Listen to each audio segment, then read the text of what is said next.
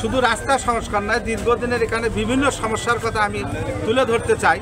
বিশেষ করে আমাদের স্থানীয় যে প্রশাসন আছে, ইউনিয়ন কাউন্সিল অথবা যে কোনো প্রশাসন, অতি সত্বর এই ব্যবস্থাগুলো আপনারা হাতে নিতে পারেন। যে দীর্ঘদিনের একটা বাজার সমস্যা, হাটের যে সমস্যা, দীর্ঘ 2 বছর যাবত এই অনেক অনেক দোকানদার তারা বাড়ি ছেড়ে তারা ঢাকায় অলরেডি চলে গেছে।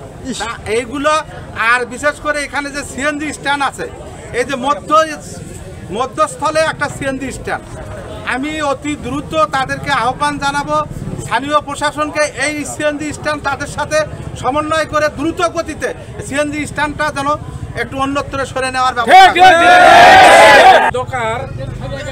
গাইবান্ধা জেলা গোবিন্দগঞ্জ উপজেলার কোচাশহর ইউনিয়নের এই রাস্তার দুর্ভোগের যে মানববন্ধন, এই মানববন্ধন কারো ব্যক্তিগত কোনো স্বার্থের জন্য নয়, এখানে আপামর জনসাধারণ তথা দেশ ও জনগণের স্বার্থে আজকে এই সবাই নিঃস্বার্থভাবে এখানে সময় দিয়ে কষ্ট করে মানববন্ধন করে মিডিয়া এবং কর্তৃপক্ষকে অবগত করার উদ্দেশ্যে এখানে সবাই সমবেত হয়েছে।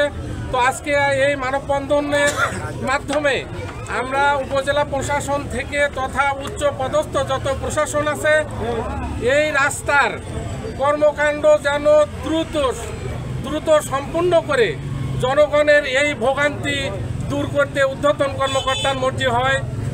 গোবিন্দগঞ্জ টু মহিমাগঞ্জ সেই রাস্তাটাই আমরা দীর্ঘদিন ধরে দেখেছি বিভিন্নভাবে অবহেলিত। যে রাস্তার টেন্ডার হয়েছে সে রাস্তায় কেন কাজ হচ্ছে না, সেই কারণে আমরা সেটা জানতে চাই। সেই কারণে আমরা আজকের এই মানববন্ধন করেছি। আমরা উদ্যমী কর্মকর্তারা এখানে আসার পর তারপরে আমরা মানুষের রাস্তাঘাট ছেড়ে দেব। থেকে 4টি বড় বড় গর্ত হয়েছে। দীর্ঘ 3 বছর যাবত এই কোচাশহর বন্দরে তেমন কোনো মেরামত হয়নি। আমরা জানতে পারি যে গত 3 মাস আগে নাকি এই রাস্তার টেন্ডার হয়েছে। টেন্ডার হওয়ার পরও এখন পর্যন্ত এখানে কোনো কাজ শুরু হয়নি। আমাদের এখান থেকে পূর্ব দিকে একটা বড় গর্ত আছে, সেখানে প্রতিদিন 5 থেকে 10টা 15টা করে গাড়ি উল্টে যায়। সেখানে স্কুলের ছাত্র থেকে শুরু করে এলাকার বয়স্ক মানুষ পর্যন্ত উল্টে পড়ে তারা বিভিন্ন রকমের ক্ষয়ক্ষতি হচ্ছে, গাড়ি ঘোড়া ভাঙচুর হচ্ছে। আমি এলাকাবাসীর পক্ষ থেকে জোর দাবি জানাচ্ছি, দ্রুত এই রাস্তা যেন সংস্কার করা হয়। আমাদের দাবি